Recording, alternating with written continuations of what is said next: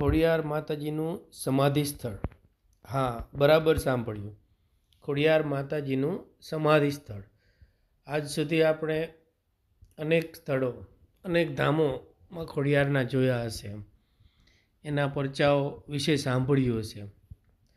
પણ ઘણા મોટા ભાગના લોકો એવા હશે કે જેને ખોડિયારમાંની સમાધિ કયા સ્થાને થઈ એના વિશે જાણ નહીં હોય.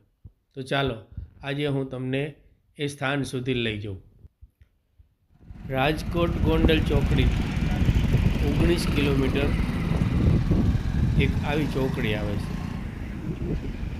જ્યાં રોડ પર એક પેટ્રોલ પંપ છે, 4 રસ્તા છે અને આ મેઇન રસ્તો છે, એને માવડી રોડ કહેવામાં આવે છે. માવડી રોડ પર 19 કિલોમીટર એક ચોકડી ઉપર સાંગણવા નામનું ગામ સાથેનું બોર્ડ તમને જોવા મળશે. અહીંયા જે દેખાય તે રીબડા, ખાંભા, લોધિકા તાલુકાનું સાંગણવા. ત્યાંથી આપણે જમણે વળી આ દરવાજાને યાદ રાખી અને એન્ટર થઈશું. અને અહીંયાથી 5 કિલોમીટર સાંગણવા ગામ આવે છે. જે ગામમાં આપણે પ્રવેશ કરી રહ્યા છીએ તે એટલે કે કુલ ગોંડલ ચોકડીથી 25 કિલોમીટર સાંગણવા ગામની અંદર પ્રવેશ કરો એટલે પ્રથમ ગેટ અને બસ સ્ટેન્ડની બાજુમાં જ એ ગેટથી અંદર જતાં એક જ શેરીમાં એક બીજો ગેટ આવે છે, જ્યાં જમણા હાથે આપણે વળાંક લઈશું તો ખૂબ જ નાનું અને રમણીય સ્થળ છે, જ્યાં માં ભગવતી આજે શક્તિ સ્વરૂપા ખોડિયારે સમાધિ લીધેલી છે.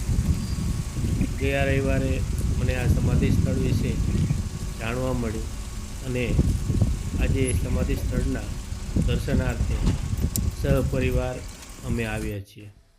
તો થયું ચાલો તમને પણ માં ખોડિયારના સમાધિ સ્થાન એટલે કે લોધિકા તાલુકાના રાજકોટ જિલ્લાના સાંગણવા ગામના માં ખોડિયારના સમાધિ સ્થાનના દર્શન કરાવું.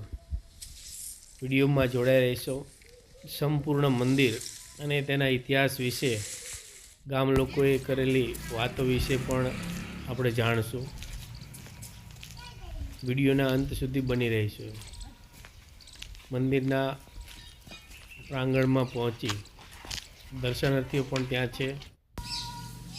માં ભગવતીની સમાધિને ચુંદડી ચડાવી અને દર્શનનો લાભ લીધો. સાથે સાથે ફૂલહાર અને પ્રસાદી પણ કર્યા અને ખૂબ જ ધન્યતા અનુભવી.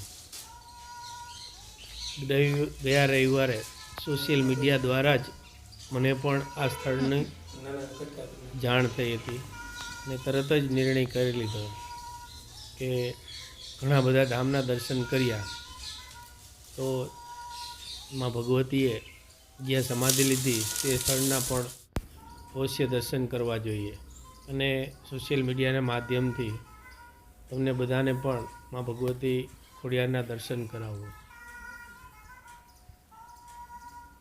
ખૂબ જ નાનું મંદિર છે. જ્યાં જ્યાં સમાધિ સ્થાન હોય ત્યાં શાંતિને ખૂબ જ પ્રાધાન્ય હોય છે. એકદમ અવિરત શાંતિ છે. નાનું એવડું ગામ છે. ભગવતીની પ્રસાદી કરી, ત્યાં દર્શન કર્યા અને દર્શનનો લાભ લઈ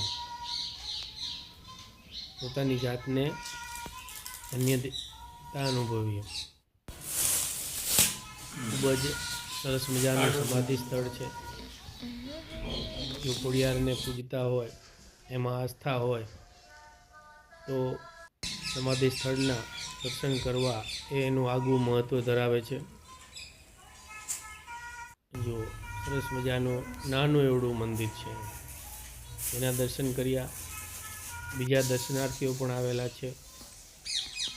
મિત્રો, જેને મુલાકાત લેવી હોય તો આ વિડીયોમાં હું સ્ક્રીન ઉપર એડ્રેસ પણ લખી દઉં છું, હા હા કેવી રીતે અને કયા રસ્તે આવવું એની પણ તમને જાણ થઈ જાય. તો એકવાર અવશ્ય ખોડિયારને માનતા હોય તો જરૂર દર્શન કરો. અને ખૂબ જ આ વિડીયોને શેર ના. કરો, જેથી બીજા ખોડિયારને માનવાવાળા ભક્તો છે એ લોકો પણ દર્શનનો લાભ લે. અને જ્યારથી સોશિયલ મીડિયામાં આ સ્થળ મળ્યું છે ત્યારથી લોકોની ભીડ પણ આવવા લાગી છે. જય જય ખોડિયાર.